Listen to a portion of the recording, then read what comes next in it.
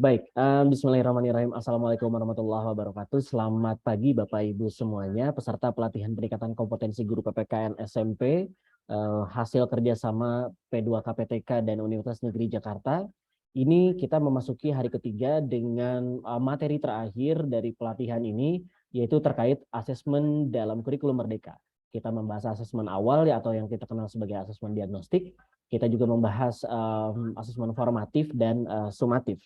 Bapak Ibu, sebelumnya saya sudah membahas tentang asesmen secara lebih prinsip-prinsip begitu ya. Kali ini akan lebih operasional dan saya akan memberikan beberapa contoh-contoh yang akan saya tampilkan juga untuk Bapak Ibu. Pertama yang perlu kita klarifikasi adalah tentang asesmen.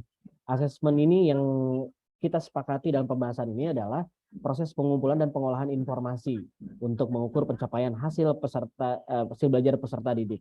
Jadi memang asesmen ini bukan di akhir, tetapi memang sebuah proses. Itu artinya akan terus berlanjut dari awal, tengah, dan sampai akhir, bahkan sampai ditindak lanjut. Nah, asesmen kita akan memanfaatkan untuk ke sana. Nah, Bapak Ibu, jika mengacu pada Permendikbudristek nomor 21 tahun 2022 tentang standar penilaian, di sana sudah menyebutkan bahwa hasil belajarnya itu di dalam berbentuk penilaian formatif dan sumatif. Nah, sedangkan kalau formatif itu memang dibahas ataupun berfungsi sebagai pemantau begitu ya, dan memperbaiki proses pembelajaran serta mengevaluasi penilaian. Nah, Bapak Ibu, formatif itu bisa kita gunakan di tengah-tengah. Jadi misalkan kita sudah langsung mengetahui, oh ternyata dengan cara seperti ini mereka belum masuk nih atau belum tercapai capaian belajarnya. Lalu kita akan mengubah cara belajarnya. Nah, penilaian formatif itu digunakan untuk hal seperti itu. Sedangkan sumatif ini tentu di akhir nanti untuk menentukan apakah mereka naik atau tidak, ataukah mereka lulus atau tidak. Itu yang membedakan formatif dan sumatif. Formatif itu di tengah-tengah, dia yang akan mengubah banyak hal atau mengubah sedikit hal begitu dari cara pembelajaran Bapak Ibu, entah itu medianya, entah itu metodenya, entahlah itu pendekatan pembelajarannya ataupun nuansa pembelajarannya. Oke. Nah, Bapak Ibu, kita harus mengenal bahwa asesmen gitu ya. Asesmen S gitu ya. Asesmen itu kurang lebih untuk refleksi proses pembelajaran. Itu formatif tuh. Lalu ada asesmen untuk, jadi untuk perbaikan proses pembelajaran, dan asesmen itu off untuk terhadap pembelajaran. Jadi ini sebagai evaluasi akhir. Nah, yang tadi sebagai refleksi proses pembelajaran itu formatif, sedangkan yang sumatif itu untuk di akhir begitu. Nah, Bapak Ibu, saat ini setidaknya saat kurikulum Merdeka itu direncanakan, banyak yang menggambarkan kondisi seperti ini. Kalau kita mengacu pada yang pembahasan yang tadi nih, S, for, sama off. Nah, di sini untuk yang off-nya terlalu berat. Jadi untuk naik, apakah dia lulus atau tidak, lebih beratnya di sini. Sedangkan yang untuk dan sebagai itu masih terlalu ringan. Jadi masih didominan yang sumatif. Jadi pembelajaran PPKN dinilainya ya untuk di akhir-akhir aja. Bahkan mungkin bisa jadi seluruh prosesnya nggak dinilai gitu. Cuman di akhir saja untuk UAS dan UTS itu yang perlu kita hindari. Nah, sekarang Bapak Ibu, di kurikulum baru itu justru yang diperluas adalah prosesnya. Jadi formatifnya yang diperbanyak nih, yang di sini. Yang di sini S. Jadi untuk proses pembelajaran, itulah kenapa dari awal, tengah, itu justru yang dilihat apakah ini udah berhasil atau belum. Jadi prosesnya yang dilihat begitu, dan prosesnya yang dinilai. Nah, sedangkan off-nya itu kita agak kurangi, sedangkan yang kita perbanyak adalah untuk yang for dan S begitu. Nah, Bapak Ibu, ini di awal. Jadi ada namanya asesmen diagnostik atau asesmen awal. Ini untuk mengetahui sebetulnya kemampuan dasar siswa itu seperti apa di awalnya. Jadi asesmen diagnostik pun terbagi menjadi dua, non kognitif dan yang kognitif.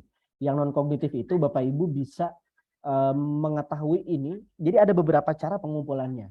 Bapak Ibu bisa nanya langsung ke siswa, tetapi jika ditanya seperti itu, kemarin kan pertanyaannya Bu Kristina, bagaimana kalau kelasnya gemuk gitu ya, banyak rombel, satu rombel itu ramai gitu ya, apakah itu akan bermasalah? Tentu akan bermasalah jika caranya dengan kita tanya satu-satu.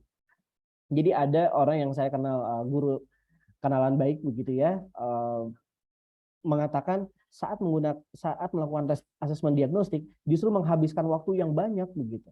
Nah, bagaimana caranya biar kita mendapatkan hasil yang non kognitif ini tentang psikologi, sosial, aktivitasnya apa saja, kondisi keluarga apa saja, latar belakang apa saja, gaya belajarnya gimana, itu bisa bekerja sama dengan guru BK gitu. Jadi pertanyaan ini ditanyakan bisa jadi oleh guru BK saja gitu di koordinasi gitu.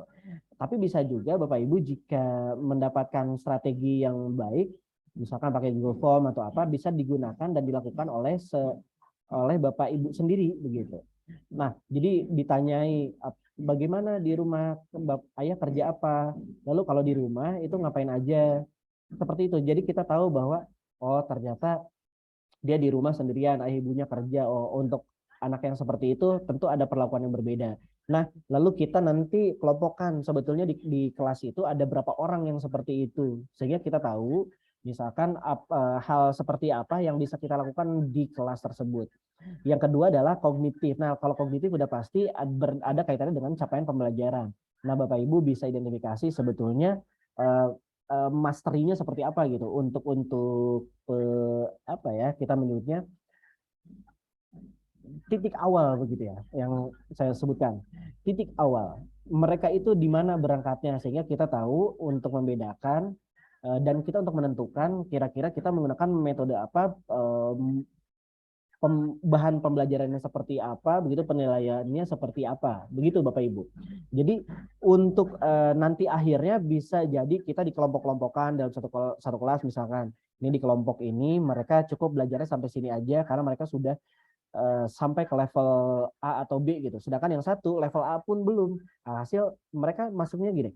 Untuk entry point untuk mengetahui sebenarnya konsep negara itu apa, itu belum masuk.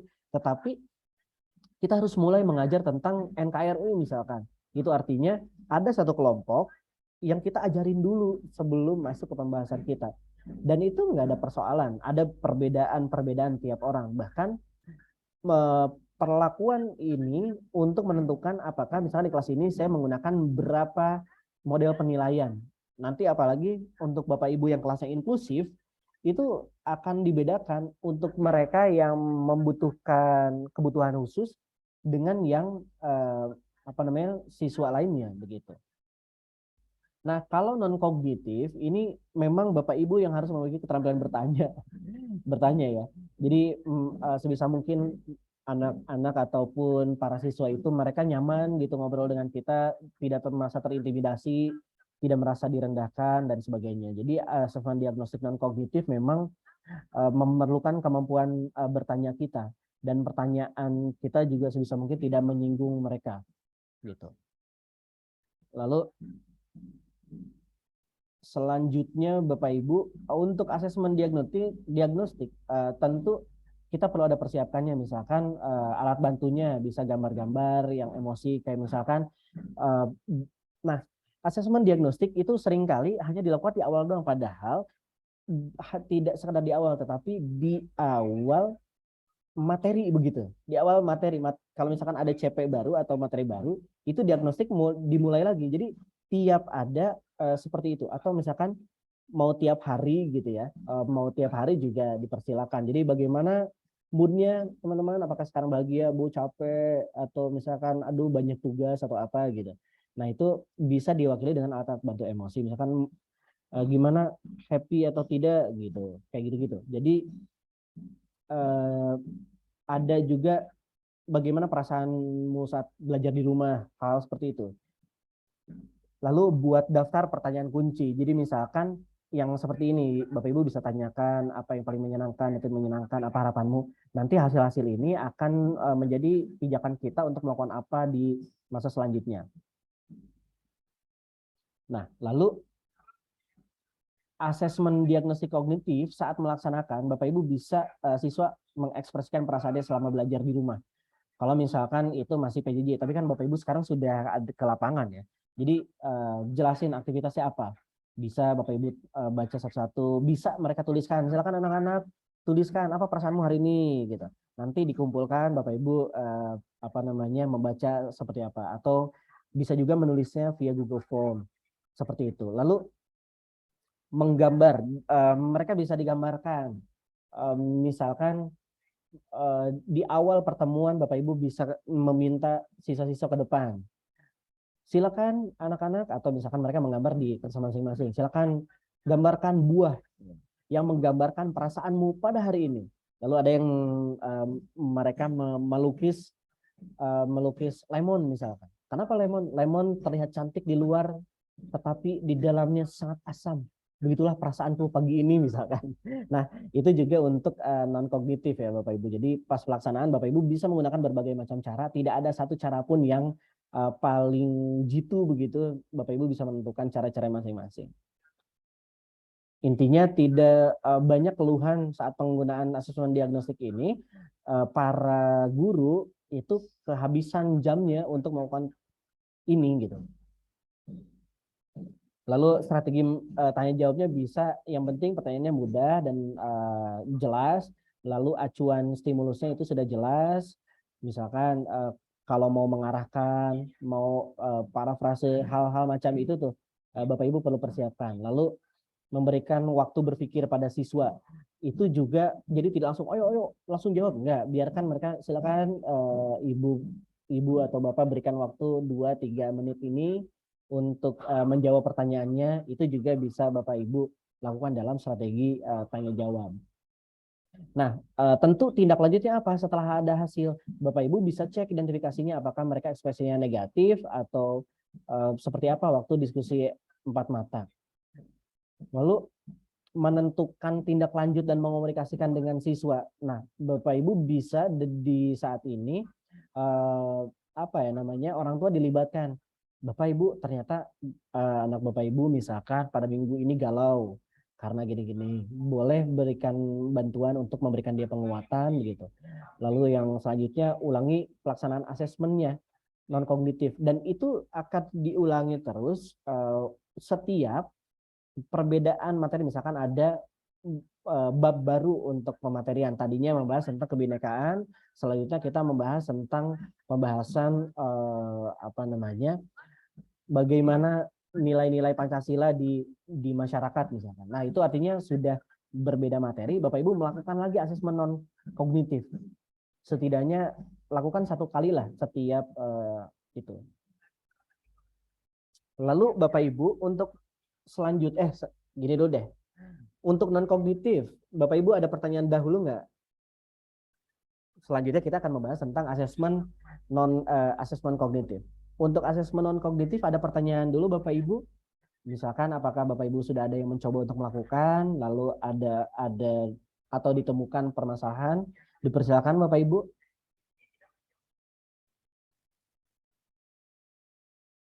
Jika misalkan ada yang ingin bertanya, dipersilakan, diberi waktu. Nah, saya juga sama nih. Jadi pertanyaan saya, Bapak Ibu ada pertanyaan, lalu saya akan memberikan waktu berpikir gitu ya, Bapak Ibu untuk menjawab pertanyaan saya tersebut. 1 menit mungkin ya, Bapak Ibu kalau ada yang ingin bertanya terkait asesmen diagnostik, pelaksanaannya dan sebagainya, dipersilakan sebelum kita lanjut ke asesmen diagnostik yang kognitif.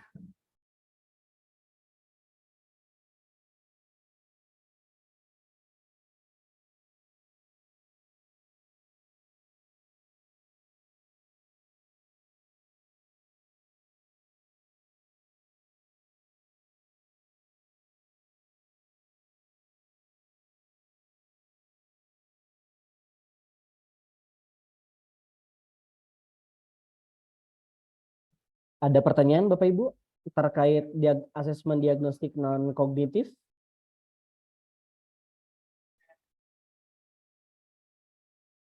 Saya maknai sebagai tidak ada pertanyaan ya, atau bagaimana Ibu? Ada yang ingin bertanya terkait diagnostik non kognitif? Atau mau Bu Sukarsih lagi?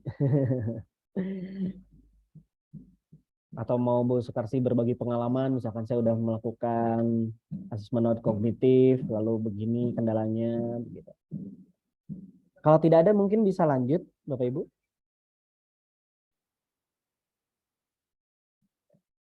Kita lanjut saja ya. Nanti jika ada pertanyaan, silakan angkat tangan ataupun Bapak Ibu bisa untuk memotong gitu. Saya tidak ada persoalan Bapak Ibu, misalkan mau memotong, tak khawatir lupa gitu. Nah, Bapak Ibu selanjutnya adalah asesmen diagnostik kognitif. Ini tentu ada kaitannya dengan mastery ataupun ketuntasan belajar gitu. Jadi tingkat pembelajaran ini tentu tentang startnya siswa-siswa. Dan ingat ya Bapak Ibu, untuk asesmen diagnostik ini beda sama formatif ataupun sumatif.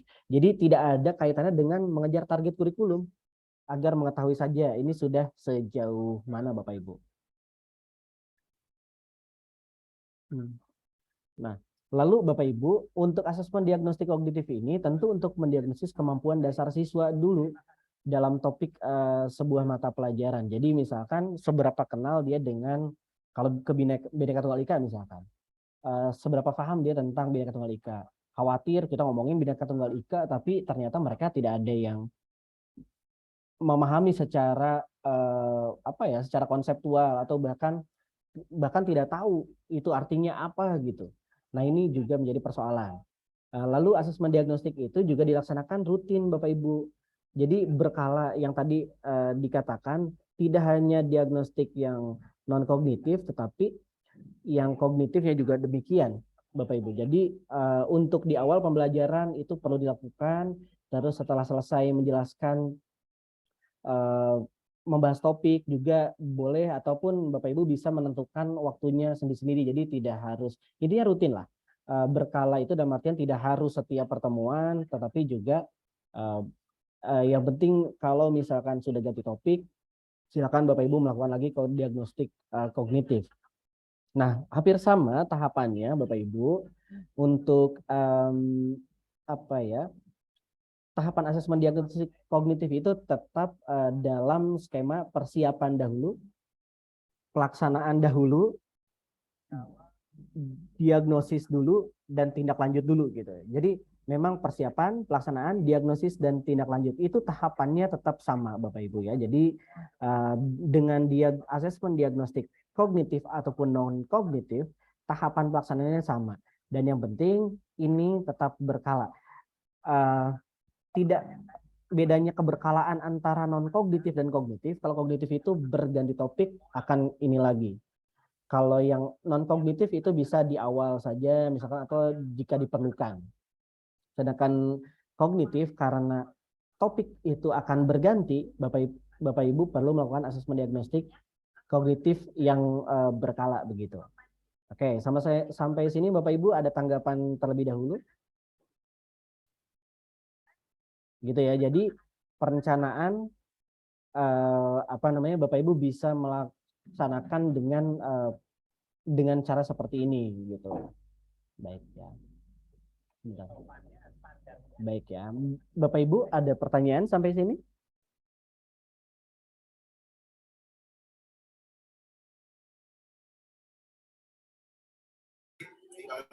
Mohon maaf Pak, Silakan Bu. untuk yang asesmen diagnostik non kognitif ini masih kurang begitu paham Pak. Oke. Nah, untuk non kognitif itu kurang lebih Bapak Ibu, kita untuk menggali hal ini nih. Kesejahteraan psikologis misalkan bagaimana, apakah hari ini mood kamu bagus, lalu apakah bersemangat ataukah tidak. Lalu ini bisa dilakukan secara personal ataupun bisa ramai-ramai gitu, ramai-ramai di kelas. Tapi kalau misalkan mau di kelas, Bapak Ibu bisa menggunakan yang tadi nih, menulis. Mereka diminta untuk menulis bagaimana perasaan hari ini. Pertanyaan-pertanyaannya seperti ini nih Bapak Ibu. Contoh aja ya. Misalkan apa yang sedang kamu rasakan saat ini, itu mereka tulis.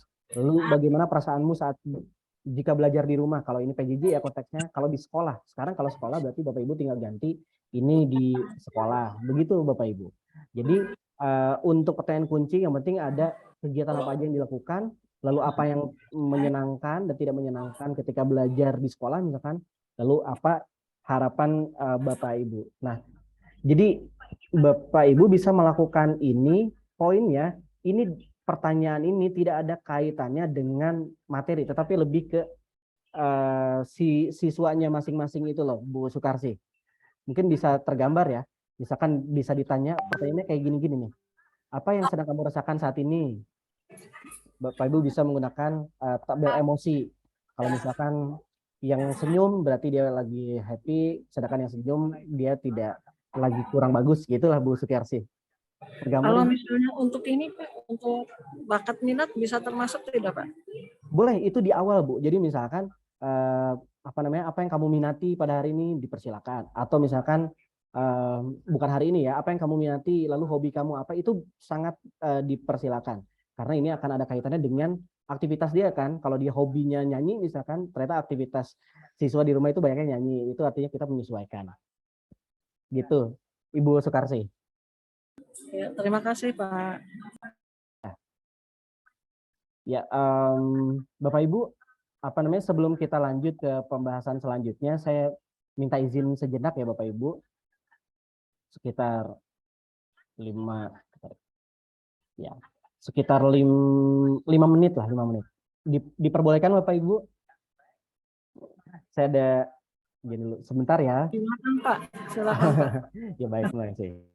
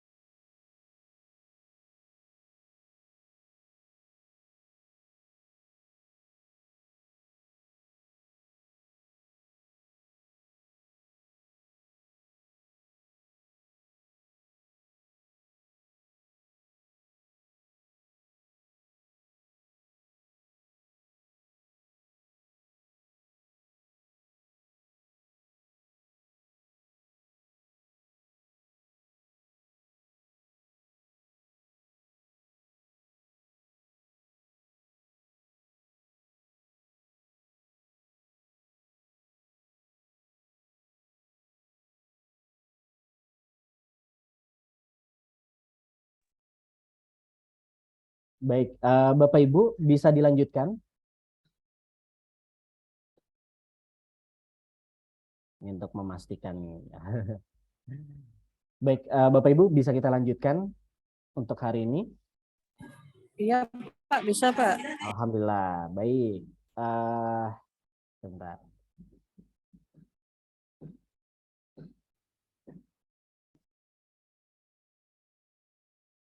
Ya, baik Bapak Ibu, kita lanjutkan. Semoga pertanyaan dari Bu Sukarsi sudah terjawab ya Ibu terkait tadi. Jadi minat dan bakat bisa dimasukkan, lalu juga hobi, hal-hal seperti itu. Yang tadi kan hanya contoh-contoh saja ya, contoh-contoh saja. Intinya mengcapture kira-kira anak kita itu sebetulnya seperti apa orangnya. Pertama, yang kedua, kenapa harus berkala? Karena tiap kesempatan bisa jadi moodnya berubah. Itulah kenapa kita perlu bertanya ke mereka. Baik, Bapak Ibu kita lanjutkan. Sekarang asesmen diagnostik kognitif. Bapak Ibu misalkan bisa lihat di sini, ini kan matematika ya, bukan PPKN. Kita bisa cek kalau di sini yang ingin dites itu menjelaskan menentukan panjang jarak yang berkaitan dengan kehidupan sehari-hari. Kan ini sudah dilihat kalau segini itu ukurannya berapa. Nah, jika dia tidak bisa menjawab, tentu kita tidak boleh memberikan soal-soal yang lebih sulit daripada ini. Mungkin tergambar ya. Jadi itu artinya kita perlu untuk mereka yang belum bisa menjawab ini, kita ajari dahulu kembali dasar-dasarnya atau setidaknya pintu gerbangnya lah ke arah situ. Lalu Bapak Ibu misalkan bisa cek di sini. Jika jawabannya A, mereka memiliki pemahaman yang utuh. Jadi pembelajaran bisa dilanjutkan ke selanjutnya. Tetapi jika cuma sebagian atau bahkan tidak paham, itu artinya siswa-siswa yang termasuk ke skor ini nih, itu kita perlu gembleng lagi gitu dasarnya. Nah, maka dalam kurikulum ini Bapak Ibu perlu melakukan pengelompokan berbasis yang tadi. Apakah secara kognitif mereka sudah bisa melakukan itu? Kalau misalkan olahraga misalkan ya, kita tidak mungkin mengajarkan mereka gaya kodok, tetapi mereka untuk berenang biasa saja nggak bisa. Maka kita harus ajari dulu gaya renang yang biasanya untuk mengambang lah kurang lebih begitu. Saya rasa pasti hal ini tergambar ya Bapak Ibu. Setidaknya 1 atau 2 pertanyaan deh untuk jangan sampai yang dibicarakan, yang dibahas itu mereka tidak pahami. Nah Bapak Ibu, kita sekarang menjelaskan atau membahas asesmen formatif. Bentar, bocor suaranya. Saya izin mute ya Bapak Ibu. Oke. Baik, kita lanjutkan. Kan ada 2 ya, asesmen formatif dan asesmen sumatif. Bapak Ibu, kapan dilakukan asesmen formatif? Formatif itu tentu dilakukan di awal pembelajaran. Jadi kita mengetahui kesiapan mereka. Lalu jenisnya bisa macam-macam. Ada rubrik, ada checklist, ada anekdot, ada juga garis perkembangan kontinum. Misalkan apakah kamu sudah sampai sini, gitu mereka bisa memberikan informasi ataukah rubrik-rubrik tentang pertanyaan-pertanyaan itu. Jadi misalkan tentu untuk rubrik checklist catatan anekdot itu juga bisa menjadi bahan kita untuk mengcapture pengetahuan mereka itu sudah sejauh mana, apakah mereka siap atau tidak. Checklist ini misalkan ada pertanyaan, apakah kamu mengetahui apa peran Supomo, lalu Soekarno, dan Muhammad Yamin dalam BPUPKI? Nah, kalau misalkan dia sudah menceklis itu artinya ya sudah, dia kita anggap memahami peran masing-masing itu kenapa. Tapi jika ada yang menceklis tidak, nah itu artinya kita perlu menjelaskan kembali sebetulnya mereka itu sudah sejauh mana begitu. Nah, Bapak Ibu, lalu yang kedua tentang asesmen sumatif. Kapan asesmen sumatif itu dilakukan? Asesmen sumatif dilakukan itu intinya saat satu lingkup materi selesai. Oke ya, jadi misalkan boleh 1 ataupun lebih dari tujuan pembelajaran. Intinya satu lingkup materinya. Dan itu dilakukan pada akhir semester atau pada akhir fase. Akhir fase itu kalau Bapak Ibu di fase D, karena SMP itu ada di fase D, Bapak Ibu bisa melakukannya nanti di kelas 9. Nah, kalau untuk permapel itu tentu di akhir semester. Jadi sumatif itu betul-betul di akhir, kalau kita menyebutnya sebagai UAS lah gitu. Cuman kita menyebutnya untuk hal ini sumatif. Gimana jenis-jenisnya? Itu bisa melalui observasi, bisa juga melalui kinerja, bisa menggunakan proyek, bisa menggunakan tes tertulis, tes lisan. Jadi untuk tes tertulis, tes lisan, penugasan saya rasa Bapak Ibu sudah biasa dengan itu. Nah, itu bisa kita manfaatkan sebagai tes sumatif. Begitu ya Bapak Ibu. Jika ada pertanyaan di tengah-tengah juga silakan langsung potong saja. Khawatir terlalu cepat gitu. Nah, oke, ini sudah waktu. Nah, Bapak Ibu, ini penting untuk diperhatikan. Jadi untuk hasil asesmen formatif dan hasil asesmen sumatif itu tidak dicampurkan. Oke ya. Jadi yang karena fungsinya beda Bapak Ibu. Bisa dicek di sini. Untuk formatif itu dia untuk mengcapture di awal-awal saja. Di awal setiap topik. Oke ya. Jadi garis startnya, garis start bukan, sedangkan yang satu untuk garis akhir. Ini garis start per pertemuan. Dan itu hanya untuk mengetahui kita bisa mulai dari mana menjelaskannya. Sedangkan sumatif itu betul-betul nih anak sudah mencapai capaian pembelajaran atau belum. Yang satu capaian, yang satu lagi kesiapan. Beda ya Bapak Ibu. Itulah kenapa asesmen formatif dan asesmen sumatif itu tidak dicampur adukan. Karena fungsinya beda. Apalagi asesmen asesmen diagnostik kognitif ataupun non kognitif itu tidak dimasukkan. Karena itu untuk full proses. Jadi Bapak Ibu, perjuangan tes asesmen formatif dan tes diagnostik itu untuk mendukung proses belajarnya si peserta didik ini. Sedangkan sumatif betul-betul untuk menilai dia itu pencapaiannya sudah sampai atau belum. Begitu ya Bapak Ibu. Jadi untuk mengolah dan menentukan hasil akhir, Bapak Ibu bisa membagi misalkan apa ya disebutnya, mereka tidak terburu-buru, bisa dicek gitu di tengah-tengah nih nanti yang akan dinilai itu seperti ini sehingga di akhir nggak buru-buru begitu. Sebentar Bapak Ibu.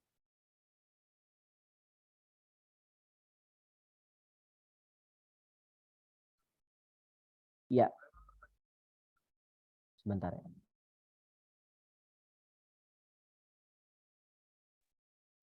Ya, Bapak Ibu. Nah, untuk mohon maaf ya tadi agak tersendat. Nah, Bapak Ibu untuk kegiatan sumatif ini tentu yang perlu dilakukan adalah mereka perlu menyelesaikan dahulu gitu ya, menyelesaikan dahulu kegiatannya. Jangan sampai kalau formatif itu saat kegiatan, tetapi kalau sumatif selesaikan dahulu mereka kalau mereka sedang melakukan proyek di akhir proyek. Selesai semuanya pelaporannya bahkan bukan di akhir proyeknya ya. Sampai pelaporannya selesai itu baru kita melakukan asesmen. Begitu Bapak Ibu, jadi sekali lagi asesmen formatif dan sumatif itu tidak dicampur adukan karena fungsinya beda. Gitu. Nah, Bapak Ibu, gimana saat kita melihat tes ketuntasannya? Ini kalau saya mau tanya, di sini itu untuk formatif atau sumatif, Bapak Ibu?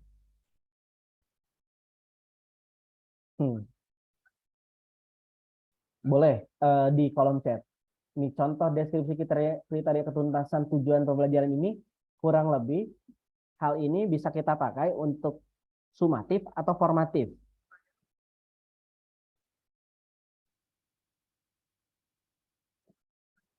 Boleh di chat, boleh juga Bapak Ibu untuk menyampaikannya secara langsung. Formatif. Kalau kata Pak Imam formatif. Ada lagi?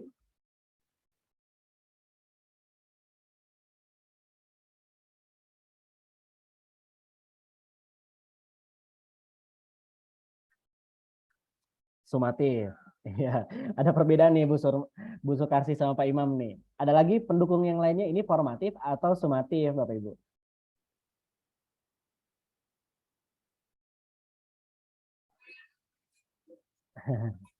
Yo, sumatif atau apa? Sumatif atau nah sumatif lagi Bu Kristina. Oke. Kira-kira kenapa Bapak Ibu menyebutnya sebagai sumatif? Kalau saya sumatif karena di sini sudah bisa dianggap mencapai tujuan. Oke, sudah. Jadi ini di akhir ya Bu ya? Ini sudah nyampe akhir ya? Iya. Oke, kalau Pak Imam, kenapa Pak Imam menyebut itu formatif?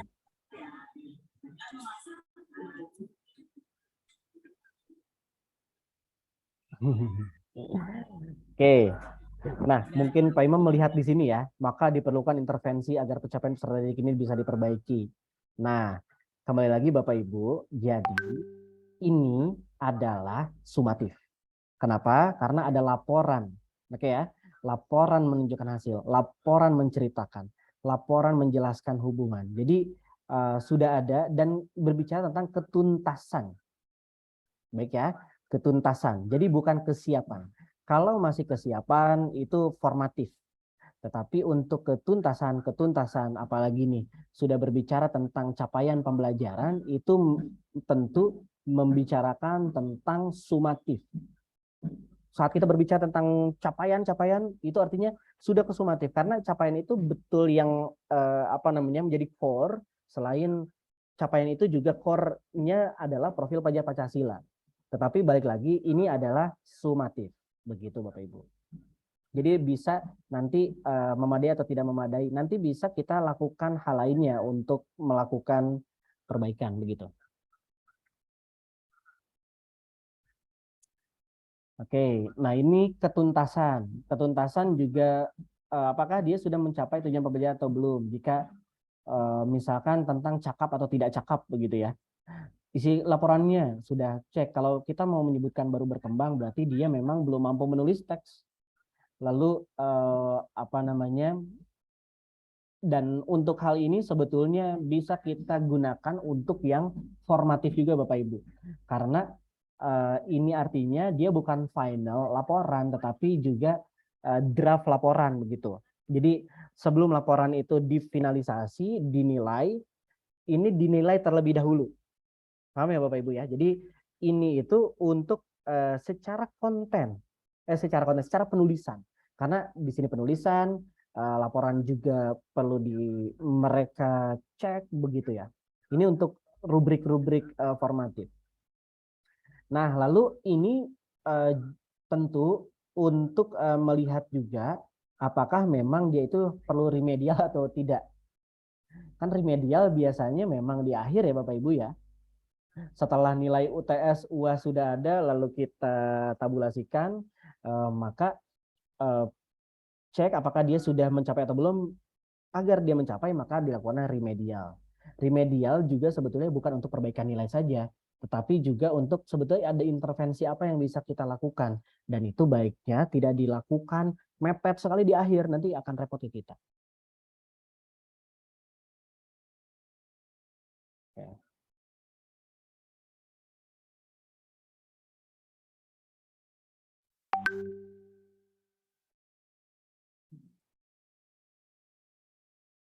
Oke, lanjut. Nah, Bapak Ibu, ini adalah rubrik tujuan pembelajarannya. Misalkan kalau materinya tentang sumber energi yang dimanfaatkan di lingkungan sekitar. Apakah memang siswa itu kita mau membahas misalkan tentang evidence di bukti tujuan pembelajarannya, mereka itu mampu menguraikan manfaat sumber energi. Ternyata mereka belum mampu, maka kita perlu bimbingan. Itu yang 0 sampai 60 itu betul-betul bukan remedial lagi itu. Sudah kita perlu diberikan tambahan intervensi. Kita sebut bimbingannya intensif atau apapun itu kita menyebutnya. Lalu kalau dia cuma baru satu, maka ya udahlah cukup gitu. Lalu kalau dia bisa menggunakan dua manfaat sumber energi, yaitu baik. Lalu untuk sangat baik, dia berarti lebih atau dua atau lebih gitu.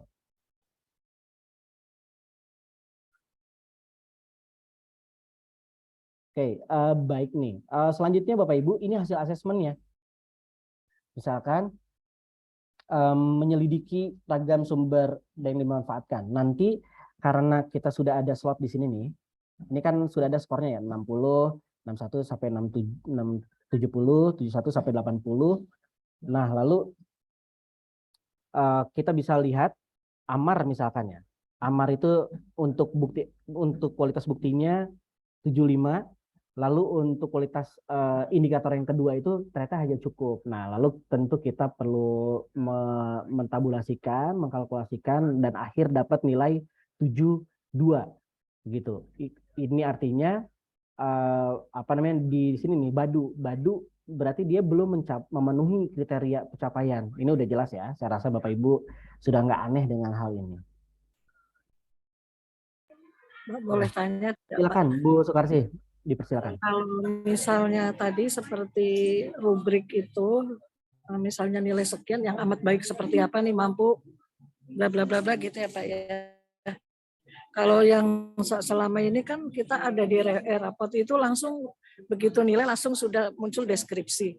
Nah kalau untuk yang sekarang ini, apa kita guru yang membuat sendiri atau mungkin sama dengan kalau misalnya kita ada aplikasinya nanti yang bisa memunculkan kategori dari baik, amat baik gitu Pak. Iya.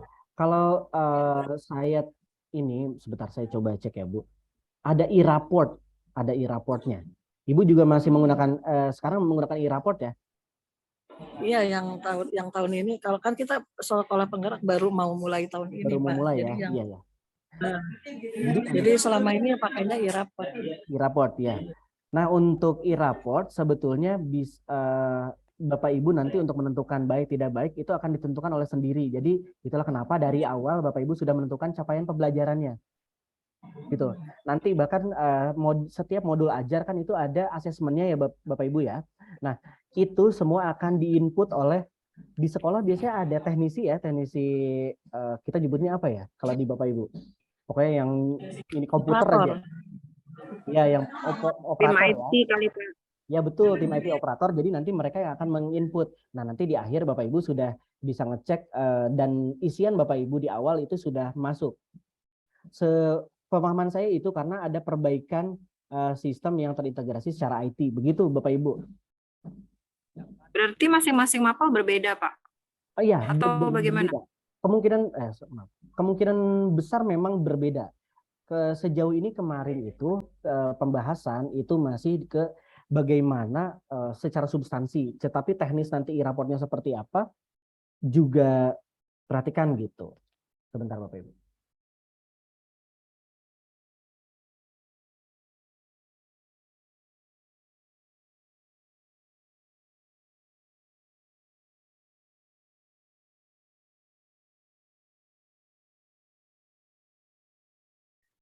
Ya, mohon maaf ya, bimbingan saya lagi sidang.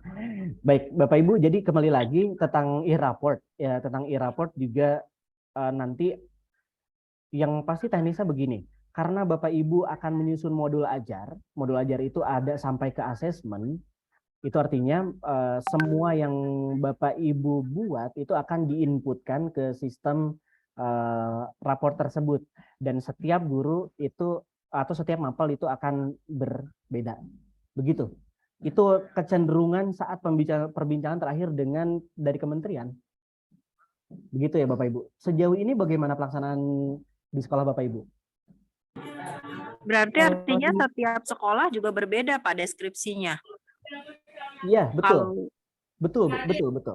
Itulah kenapa misalkan kita di awal sudah didiagnostik terlebih dahulu. Nah, dari diagnostik itu kita sudah menentukan kayaknya untuk di sekolah kita itu begini deh. Nah, nanti Bapak Ibu perlu bermusyawarah dengan dengan guru-guru PPKN lainnya di sekolah Ibu di awal untuk menentukan capaian pembelajaran apa yang harus ada di kelas mana. Tugas saya kemarin itu loh Bapak Ibu. Gitu. MGMP sekolah bisa ya Pak, melalui MGMP sekolah. Iya betul, MGMP disebutnya MGMP sekolah ya Bu ya, yang PKN gitu ya. Ya. Bapak Ibu di Ibu Sukarsi misalkan di 89 ada berapa guru PPKN? Iya Pak. Ada berapa guru PPKN di 89? Ada 4 Pak. Nah iya, jadi di 4 itu nanti mengolah bersama capaian pembelajaran tersebut, apakah capaian pembelajaran yang tertentu itu masuk ke kelas 7, kelas 8, kelas 9 gitu. Ya, ya Nah, sudah Pak. ya nanti juga untuk penentuan yang ini nih, menguraikan ini, itu kan ditentukan dengan hal ini ya. Itu juga ditentukan semenjak awal, makanya modul pembelajaran itu akan dilaksanakan di awal. Gitu. Makanya capek di awal seperti kita menyiapkan pembelajaran e-learning aja Bapak Ibu. Di awal capek banget ya. Nanti setelah menggunakan ya insya Allah lah. Namun balik lagi karena ada tes ke asesmen diagnostik itu akan banyak mengubah. Jadi game changernya adalah asesmen diagnostik begitu. Ada lagi Bapak Ibu tanggapannya? Atau mungkin kalau diputuskan oleh MGMP wilayah gitu Pak, karena kan kita sekarang Kurman menggunakan buku paket yang sama, berarti mungkin capaian pembelajarannya juga sama. Itu boleh atau enggak Pak? Atau gimana?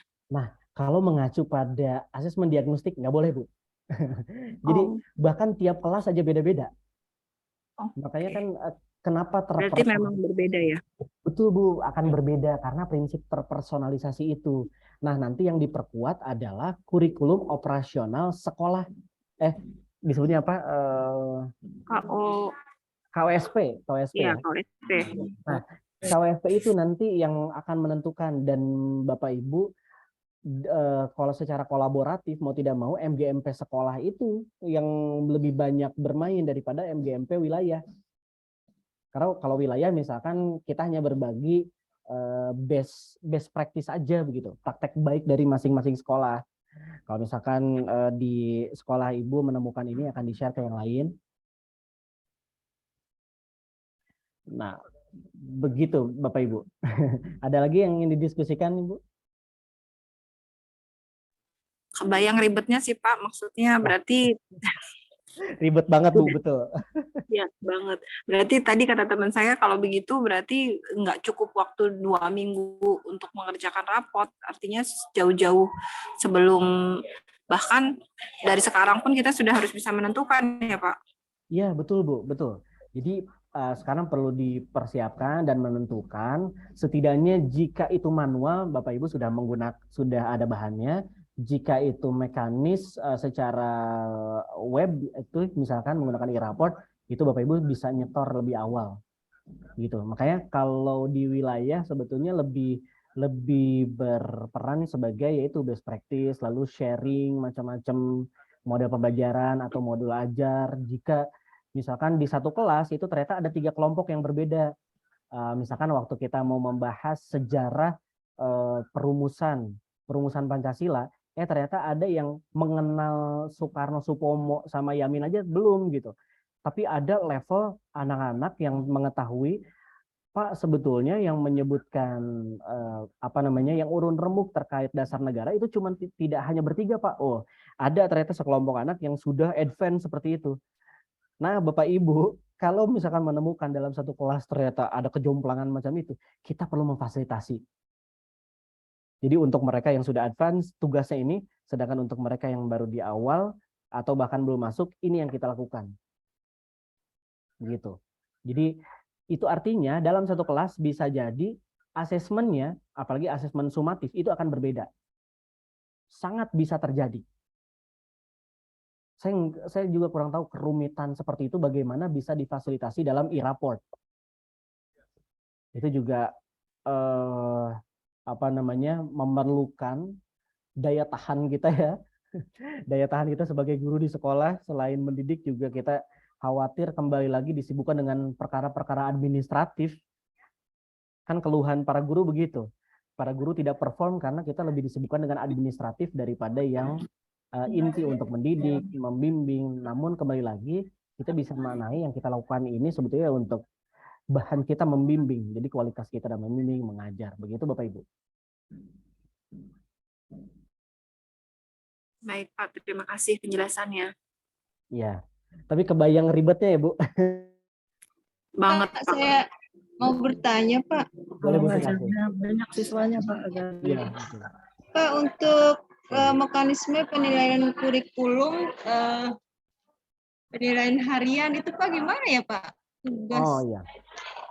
Nah, untuk harian Bapak Ibu sebetulnya itu tidak digunakan untuk yang di di akhir kan kalau dulu yang harian itu bisa kita kalkulasikan untuk penentuan dia naik kelas atau tidak gitu ya kalau dulu ya.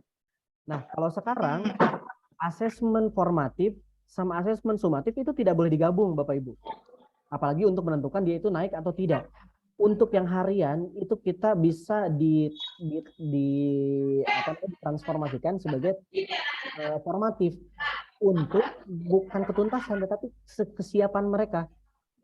Gitu untuk harian itu Bapak Ibu bisa untuk ke sini nih. Jadi untuk mengcapture kesiapan dia. Kan biasanya ada tugas hariannya. Nah, sekarang tugas hariannya itu dijadikan sebagai tes formatif. Jadi untuk apakah misalkan untuk materi A kita itu bisa memulainya dari membahas apa dulu? Apakah sesuai rencana kurikulum ataukah justru kita harus kembali ke awal? Jadi misalkan mereka mengenal namanya aja tidak, apalagi memahami runtutan fakta-fakta sejarahnya begitu. Tapi kalau misalkan mereka udah tahu ternyata sampai yang level advance, itu artinya kita yang harus ngebut ke levelnya mereka. Gitu. Kalau misalkan Ibu Rostina, siswa-siswanya ternyata bahan bacaannya itu udah bukan bahan bacaan yang biasa lagi gitu, sudah yang lebih lanjut. Nah, Bapak Ibu perlu memfasilitasi itu. Nah, bagaimana untuk menentukan itu?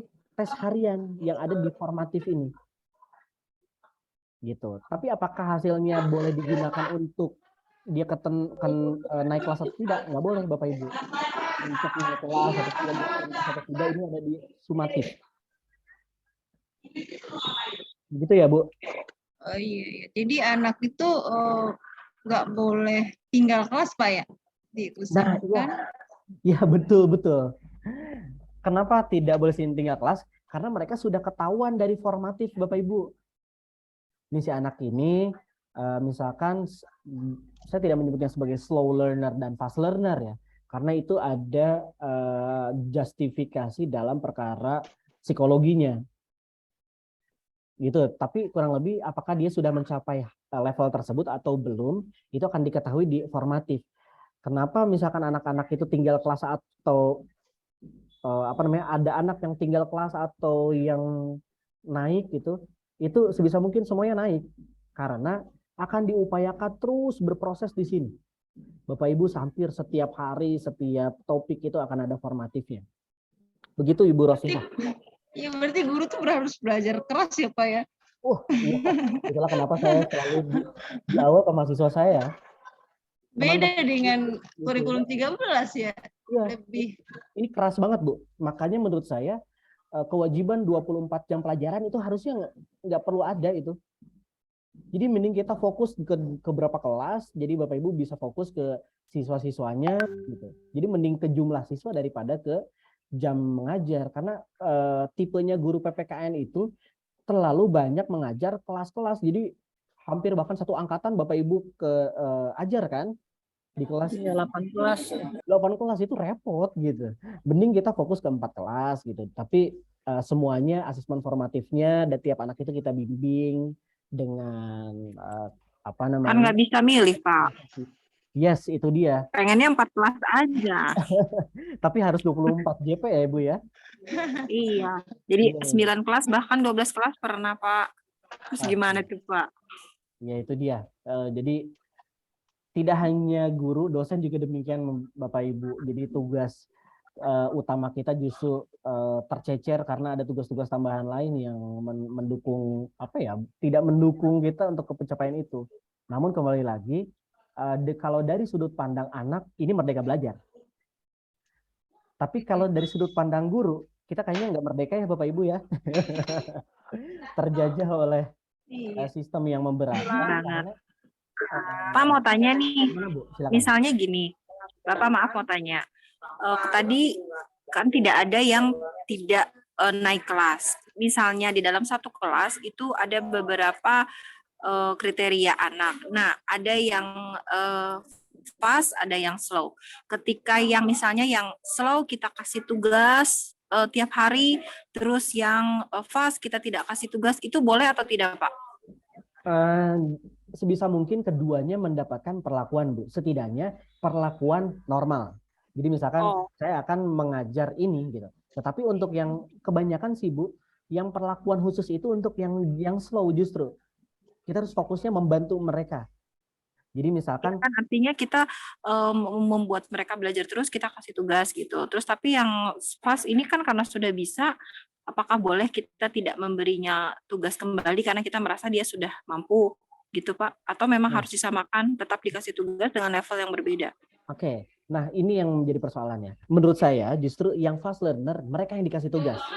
Yang slow learner mereka harus kita berikan pendampingan secara khusus. Gitu. Jadi misalkan gini, anak-anak hari ini kita akan menjelaskan tentang ini, tetapi untuk kelompok A misalnya kita udah tahu itu fast learner. Kalian silakan untuk ke perpustakaan ya, tolong membuat resume ini. Silakan keluar. Nah, mereka karena mereka keluar, mereka mencari hal yang lainnya, kita di kelas sih bisa fokus ke yang biasa, yang slow sama yang biasa aja. Jadi kita menjelaskan. Nah, untuk yang slow, kita memberikan pengayaan, bukan lagi tugas ya, Bu, pengayaan. Kamu boleh nonton ini ya, silakan, nih ada podcast bagus nih, atau misalkan ibu sudah memberikan penjelasan terkait materi ini di sini, silakan untuk sampai gitu. Kayak seperti itu, Ibu. Jadi justru Baik, Pak. tugas untuk mereka yang fast, yang slow justru kita memberikan pendampingan khusus dan memberikan pengayaan-pengayaan. Gitu. Jangan sampai Baik, Pak. mereka yang slow dikasih tugas malah makin stres gitu. Khawatirnya begitu. Justru mereka butuh Iya, bantuan kok, bukan butuh gitu. beban. Nah, untuk yang fast itu kan karena mereka sudah beban seperti ini udah santai lah buat mereka gitu. Jadi kita kasih beban baru gitu. Gitu Ibu ya. Kayak ada lagi yang ingin didiskusikan Bapak Ibu?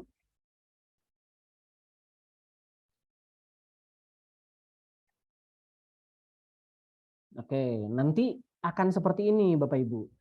Jadi misalkan PPKN akan ada tujuan pembelajaran satunya berapa nilainya, berapa nilainya, berapa nilainya gitu. Jadi nanti ini akan ada di akhir. Apakah misalkan untuk menilai tujuan pembelajaran satu, mereka itu menggunakan yang tadi misalkan. Di sini nih, ini deskripsi ini untuk menentukan apakah TP1 itu sudah cukup atau baik atau apa gitu. Nanti akan dimasukkan ke sini, TP2, TP3, begitulah. Jadi nanti yang menentukan TP ini adalah Bapak Ibu sendiri bersama MGMP internal untuk menentukan tujuan pembelajaran. Kan TP sama CP beda ya. Jadi nanti untuk mencapai TP ini akan ada alur tujuan pembelajaran. Jadi CP itu sebagai dasarnya, ATP itu sebagai jalan dan cara Ibu mencapai TP. Begitu. Nanti baru deh sumatif di sini di akhir. Gitu. Tapi ini pun sebetulnya sumatif semua nih yang menjadi scoring ini. Tapi nanti hasil akhirnya seperti apa ada di sini. Gitu Bapak Ibu, ke gambar ya. Oke. Intinya tuh para pendidik menyepakati itu artinya MGMP PPKN secara internal. Nah, kalau kuantitatif itu seperti ini, nanti data sumatif itu akan per lingkup materi misalkan. Ini seperti apa, lalu nanti tes non-tesnya mau seperti apa. Ini juga sumatif. Jadi ada per ruang lingkup materi, ada per keseluruhan. Ini semester ya, gitu. Ini per anak. Makanya penilaiannya juga akan lebih rinci per anak. Kenapa? Karena harus terpersonalisasi. Jadi ini seperti homeschooling ya. Homeschooling tapi untuk yang Bapak Ibu di sekolah negeri, satu rombel aja udah bisa bikin puyeng gitu. Gitu. Sepertinya memang perlu ada kebijakan lain yang mendukung kebijakan ini. Gitu. Sampai sini ada pertanyaan Bapak Ibu? Nih, seperti tadi. Pak, kalau dalam penilaian itu harus sesuai kemampuan ya Pak ya. Misalnya kita memberikan apa ya, judul apa yang sesuai dengan per anak itu Pak ya. Iya betul Bu. Jadi sesuai dengan per anak gitu. Jadi kembali lagi hal ini untuk memfasilitasi pembelajaran terpersonalisasi gitu, pembelajaran terpersonalisasi. Ini untuk yang di akhir sih ini. Jadi kan sumatifnya misalkan mereka akan praktek, dia akan seperti apa dan per anak ini sudah disebutkan mereka ke mana. Jadi nanti ada nilai akhir semester yang berdasarkan ini. Begitu, Bu. Sudah terjawab belum, Bu? Saya khawatir ada yang kelewat nih dari tanggapan saya. Saya juga nggak ngikutin dari tadi, Pak. Mandir, Pak. Nanti ada rekamannya, Bu. Saya juga mohon maaf nih Oke. akan mondar-mandir kita. Jadi hari ini itu temanya mondar-mandir. Entah fasilitatornya, entah Bapak Ibu yang sedang difasilitasi. Pak, itu kalau misalnya kan penilaian di akhir semua mata pelajaran itu. Nah, itu anak mampu nggak ya dari semua pelajaran? Saya mengekspresikan kemampuannya gitu ya. Iya, betul. Jadi misalkan mereka tentang mampu atau tidak itu terkait kan TPI-nya, jadi tujuan pembelajaran. Ini itu untuk satu mapel, Bapak Ibu. Jadi misalkan Ahmad untuk mapel PPKN sumatif 1 dia ini, mapel sumatif 2 ini, dan ini sesuai dengan lingkup materinya. Kan nanti di sumatif juga akan ada misalkan penilaian untuk yang praktiknya, tapi untuk ada juga yang teorinya atau yang apa gitu. Nah itu juga tentang apakah si anak itu sudah mencapai atau belum, itu kembali lagi kita ketahui di lapangan gitu. Di lapangan, dan itu akan sangat berbeda tiap anak. Seperti biasalah penilaian pada seperti mestinya begitu. Itu Bu Rostina. Iya, oke. Makasih ya, Pak. Ya, Bu. Ini memang rumit sekali. Apalagi kalau sudah dipraktikkan dan harus ada teknologinya, itu menjadi soal begitu. Dan ada lagi pertanyaan Bapak Ibu?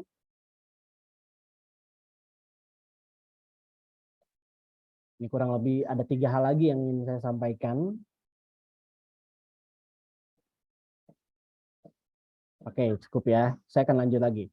Nah, Bapak Ibu, jadi penyusunan deskripsi itu berdasarkan capaian pembelajaran seperti yang tadi, yang di sini nih.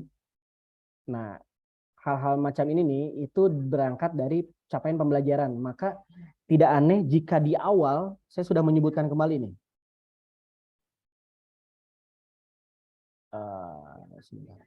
Pembahasan yang awal ya. Jadi memahami capaian pembelajaran itu menjadi sangat penting. Nanti Bapak Ibu bisa kan ada elemen-elemennya, fase D PPKN gitu. Jadi misalkan Pancasila. Nanti Bapak Ibu bisa mengambil ini dimasukkan ke sini dan menyesuaikan dengan KKO-nya. Nah, capaian kompetensi nanti akan ada hasil belajarnya seperti ini. Lalu nanti akan masuklah ke sini. Pokoknya jangan lupa hampir sama lah kalau dalam perangkat pembelajaran, Bapak Ibu tetap memegang dokumen KKO-nya, lalu Bapak Ibu coba cek juga di sini capaian pembelajarannya, lalu nanti di akhir Bapak Ibu menarasikan hal tersebut. Sama halnya dengan yang kurikulum yang lama juga ada dari sesi narasi, nah narasinya itu kurang lebih sama seperti itu. Lalu kalau penyusunan deskripsi itu tentu dari poin-poin penting materi yang sudah diberikan. Kalau misalkan materi tentang penyusunan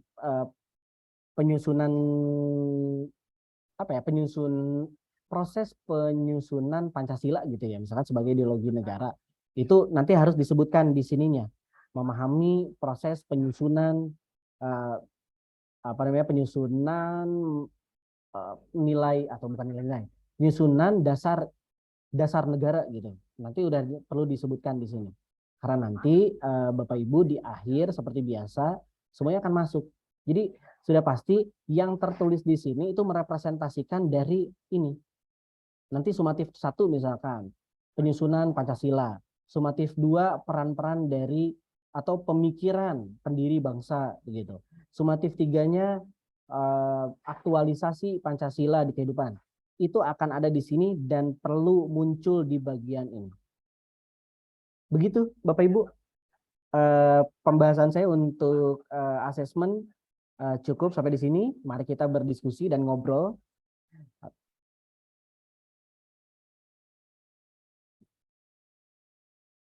Oke, ada yang ingin ditanyakan Bapak Ibu?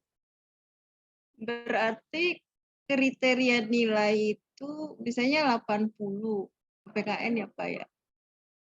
Di KKM ya, berarti kayak kurikulum 13 gitu juga ya Pak ya. Nah, yang bedanya kurikulum 2013 dengan mode KKM-nya itu lebih ke ketuntasan di akhir ya, Bu. Nah, sekarang itu ketuntasan itu menjadi pengawal kita semenjak awal. Jadi tidak cuma judgement di akhir, gitu loh Bu konsepnya. Jadi konsep KKM di sini, ketuntasan ini lebih ke apakah dia sudah melampaui dirinya yang sebelumnya, gitu loh Bu. Jadi tidak semua anak memiliki ketuntasan yang sama. Jadi lebih ke ketuntasan sebelumnya. Jadi per anak startnya kan beda. Nah, maka yang menjadi acuannya adalah bukan untuk yang kelas itu, tetapi startnya si anak. Gitu. Jadi KKM-nya tidak lagi nomor-nomor itu. Bahkan penomoran pun kan terkait dengan capaian pembelajaran masing-masing dari si anak begitu. Jadi di diagnostik itu betul-betul menjadi playmaker lah. Jadi atau bahkan game changer, saya rasa bukan playmaker lagi, game changer. Bapak Ibu bisa membahas di mana itu bagaimana diagnostik deh. Bagaimana kesiapan per anak. Gitu Bu Rostina. Oke Pak, makasih Pak. Ya. Ada lagi Bapak Ibu yang ingin ditanyakan, didiskusikan?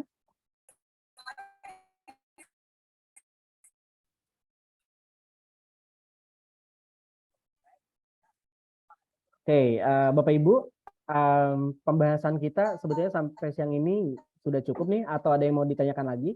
Pak, boleh dicontohin nggak Pak cara untuk bagi kita yang ngajarnya itu banyak kelas, seperti misalnya kita pegang 9 kelas atau bahkan 12 kelas, supaya nggak, karena kan kita harusnya satu kelas itu berbeda-beda KTP-nya. Tapi untuk mempermudah kami yang mengajar di banyak kelas ini, ada contohnya nggak Pak? Bagaimana caranya? Oke, baik. Saya akan sampaikan secara verbal ya. Jadi Bapak Ibu untuk yang kelas mengajar banyak bisa menggunakan mode ini. Jadi sudah dari awal Bapak Ibu sudah berencana. Setidaknya Bapak Ibu sudah menyiapkan 3 level dan 3 perlakuan untuk tiap level. Jadi misalkan ada mereka yang belum mencapai kesiapan, mereka yang sudah, dan mereka yang melampaui capaian. Nah, lalu untuk masing-masing Bapak Ibu sudah menyiapkan instrumennya. Nah, lalu kan kita melakukan diagnostik ya. Katakanlah yang tadi Bapak Ibu sudah siap bahan-bahannya, cara ngajarnya, lalu perlakuannya. Itu Bapak Ibu sudah menyiapkan. 9 kelas katakanlah gitu. Nah, sekarang tinggal hasil dari asesmen diagnostik. Tadi kalau Bapak Ibu ingin mendapatkan hasil cepat, bisa berkolaborasi dengan guru BK. Untuk yang diagnostik non kognitif. Untuk diagnostik kognitif, Bapak Ibu cukup misalkan 1-2 pertanyaan aja. Nah, setelah dari situ Bapak Ibu sudah bisa menentukan di kelas ini itu siapa yang masuk di level 1, level 2, level 3. Nah, perlakuannya ya sudah langsung aja Bapak Ibu sudah dari template yang 3 itu. Itu saran dari saya. Jadi Bapak Ibu sudah menyiapkan dari awal untuk ketiga level. Tentang nanti di kelas, oh ini mah levelnya sama semuanya, ada di tengah-tengah. Ya udah Bapak Ibu lebih enak dong. Untuk misalkan 7B, untuk 7B Bapak Ibu sudah menggunakan yang tengah saja. Tidak perlu yang lain. Begitu, Bu Kristina. Ke gambar, Bu. Iya Pak. Tapi apakah nanti asesmen diagnostik itu berbeda di setiap materi atau memang hanya dari awal saja Pak?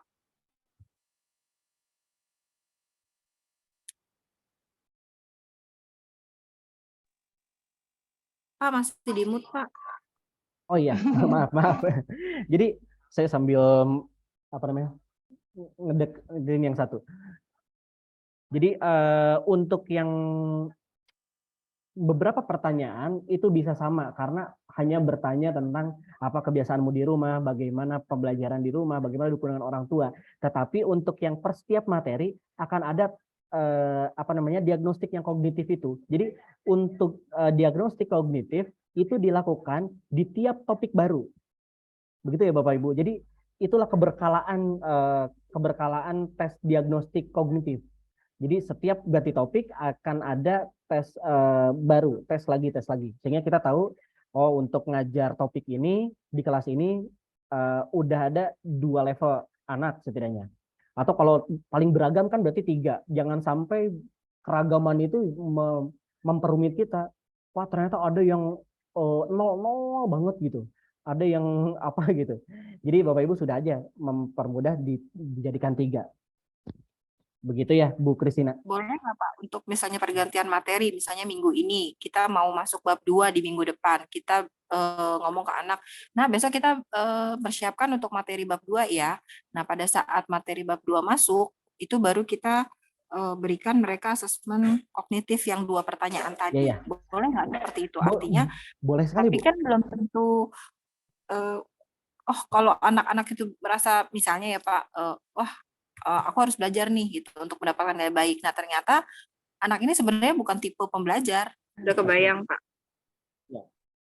Iya, saya rasa memang karena kurang lebih begini, banyak dari hal sumatif ataupun formatif atau bahkan diagnostik itu banyak kita lakukan, cuman kita nggak tahu aja istilahnya bahwa itu tuh formatif. Jadi kita memfungsikan misalkan tugas harian itu ya hanya sebagai tugas itu, tapi hasilnya kita mengetahui bahwa setiap anak itu misalkan dia bisa mendapatkan perlakuan tertentu begitu ya, karena dia memiliki tingkat pencapaiannya masing-masing.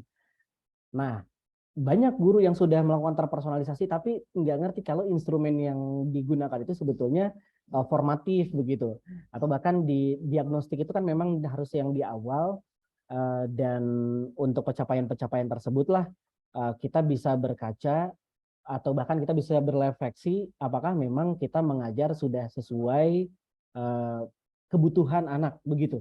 Kembali lagi itu lebih ke kebutuhan anak, startnya di mana. Kalau dia misal bisa berlari kencang, tentu mereka diminta untuk memacu begitu ya, memicu lebih cepat lagi gitu Bapak Ibu. Mungkin ada pertanyaan terakhir. Kita ada sekitar berapa menit lagi. Berarti sebelum pertemuan minggu berikutnya ketika pergantian materi, anak boleh kita kasih tahu untuk mempelajari bab berikutnya gitu ya Pak? Iya, boleh sekali Bu. Bahkan itu justru yang masuk ke prinsip asesmen dan prinsip pembelajaran, bahwa pembelajaran itu berkelanjutan. Gitu ya, berkelanjutan. Jadi bahkan begini, Bapak Ibu kan di fase D nih, nanti sudah menceritakan ke siswa-siswa bahwa nanti akan di fase E, kalian semuanya misalkan ya, para siswa-siswa ini akan mendapatkan materi ini. Kalau materi ini berarti penguasaan ini dulu yang perlu dikuasai. Jadi kalian tidak akan bisa misalkan loncat ke level itu jika loncat ke level yang sekarang aja belum bisa. Jadi bahkan antar fase pun sudah bisa Bapak Ibu ceritakan. Gitu. Jadi bahkan sampai ke fase terakhir gitu dalam pendidikan menengah itu Bapak Ibu sudah bisa menceritakan, karena kembali lagi pembelajaran dalam kurikulum Merdeka ini semangatnya adalah semangat pembelajaran sepanjang hayat. Jadi Bapak Ibu misalkan menjelaskan tentang administrasi publik, bahwa setiap warga negara itu perlu memiliki NIK. Nanti akan dijelaskan jika nanti nikah gitu, jika nanti mereka punya anak, jika nanti mereka punya pekerjaan, NIK itu apa fungsinya. Itu kan artinya yang mereka pelajari sekarang itu akan terus berkepanjangan sampai mereka tingkat dewasa gitu, Bu Kristina. Jadi bahkan yang panjang seperti itu saja boleh diceritakan, apalagi yang minggu depan kita akan membahas ini. Anak-anak silakan untuk baca-baca terlebih dahulu. Justru itu yang diharapkan. Jadi anak datang ke kelas itu kepalanya udah ada isinya dan dia udah tahu akan diceritakan apa oleh gurunya. Gitu Bu Kristina. Jadi Bapak Ibu semuanya betul yang dilakukan Bu Kristina itu oke. Baik. Sip. Oke, mungkin bisa saya artikan untuk sesi materi kali ini sudah cukup ya Bapak Ibu.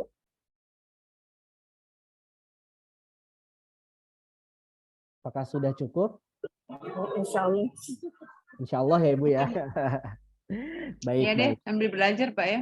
Ya, memang semuanya sambil belajar. Nanti kita bisa diskusi lebih banyak atau bahkan sebetulnya saat Bapak Ibu nanti mempresentasikan tugasnya juga kita lebih banyak diskusi sebetulnya daripada penilaian karena semangat kita adalah semangat belajar secara terus-menerus dan kita saling memberikan masukan begitu satu sama lain, bahkan Bapak Ibu bisa memberikan masukan juga pada saya.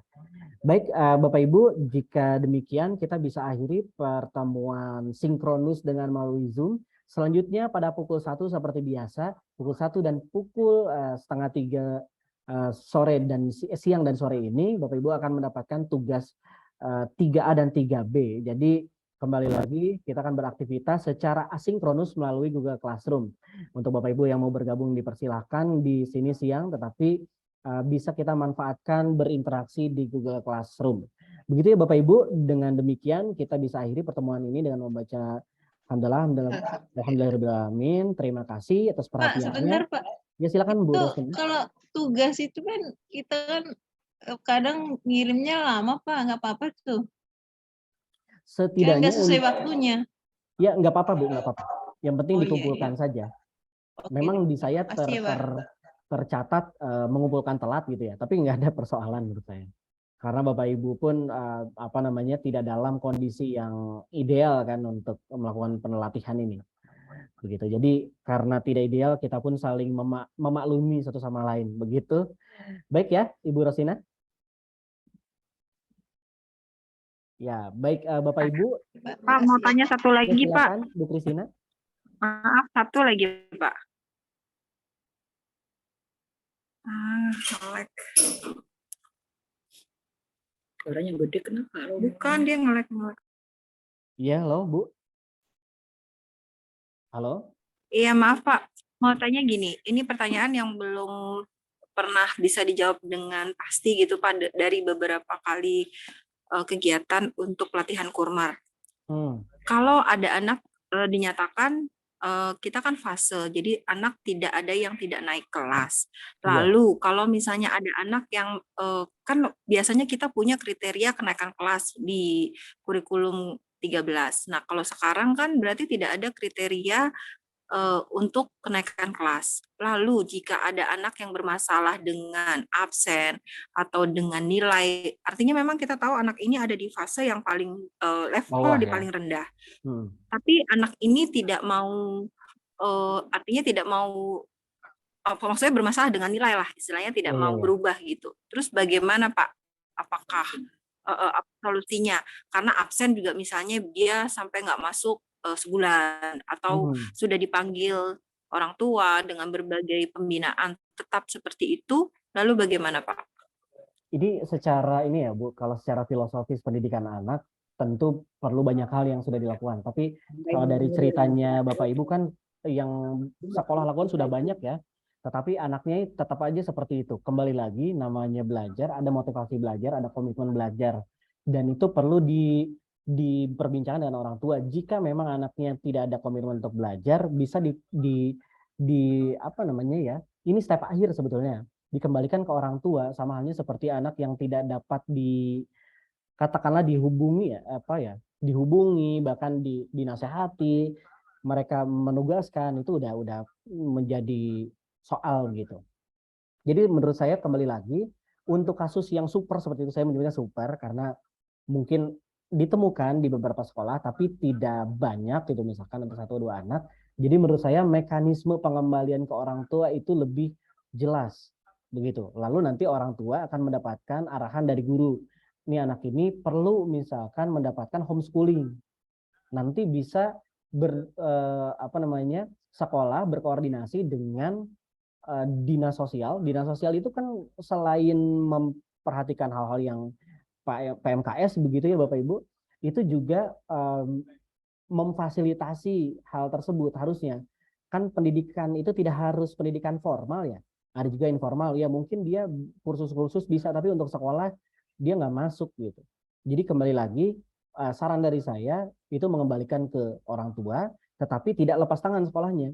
Jadi karena Bapak Ibu kan sudah dapat diagnostiknya nih, ini anak ini itu lebih suka nyanyi gitu, lebih suka atau fashion show gitu di Citayam Fashion Week yang di SCBD gitu. Ya Pak, yang baru Pak. Jadi mereka lebih ke fashion, ya udah Bapak Ibu dia itu kursusin aja, misalkan kursus untuk desain gitu. Jadi kita sudah dapat masukan si anak itu lebih eagernya ke sana.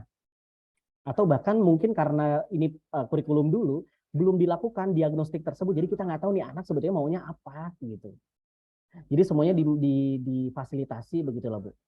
Namun kembali lagi kasus itu saya percaya itu bisa tereduksi banyak karena kita sudah memahami tiap anak gitu. Apakah memang anak itu ada yang termotivasi, tapi juga ada yang tidak termotivasi atau bahkan dia sebetulnya motivasinya di luar akademik. Begitu Bu Kristina. Jadi menurut saya maksimalkan pertama CP Bapak Ibu betul-betul perlu dalami. Yang kedua diagnostik non kognitif dan kognitif itu akan membantu banyak kita untuk memperlakukan apa terhadap anak itu. Jadi kembali lagi tidak lagi kita menyusul gitu atau bukan menyusul lagi ya disebutnya. Mencapai gitu ya. Kita itu ketutasan gitu, ketutasan materi. Kan di kurikulum 2013 ketutasan materi ya. Begitupun kurikulum sebelumnya ketutasan materi atau kita sebutnya kompetensi lah gitu. Tapi kalau sekarang lebih ke perkembangan setiap personal. Begitu ya Bu Desina. Baik Pak, terima kasih atas penjelasannya. Ya sama-sama Bu. Baik Bapak Ibu, dengan demikian kita bisa akhiri pertemuan sinkronis kita pada siang hari ini. Sekali lagi terima kasih banyak atas partisipasinya dan mohon maaf apabila banyak kekurangan. Kita besok bertemu secara sinkronis melalui Zoom mulai pagi hari dan Bapak Ibu pastikan tugas pertama itu sudah selesai. Tugas pertama dan tugas hari kedua itu sudah selesai. Jadi Bapak Ibu bisa mempresentasikan tugasnya masing-masing. Jadi mohon kesediaannya untuk menyempatkan waktu untuk menyampaikan apa yang sudah dikerjakan, lalu apa kendala, dan kita bisa berdiskusi bersama. Dan selanjutnya untuk hari ini pukul 1 dan pukul 3:30 seperti biasa akan ada penugasan. Setelah ini juga saya akan share seluruh bahan belajar untuk Bapak Ibu semuanya. Sekali lagi saya tutup pertemuan kali ini. Dan dengan ini semoga Bapak Ibu mendapatkan banyak manfaat, sehat selalu untuk semuanya, semoga tetap diberkahi keselamatan, kesehatan, Amin. dan kesejahteraan untuk kita semuanya. Sekali lagi terima kasih banyak, have a nice day, Assalamualaikum warahmatullahi wabarakatuh, dan selamat siang untuk Bapak Ibu semuanya. Terima kasih. Waalaikumsalam warahmatullahi wabarakatuh. Salam Pak.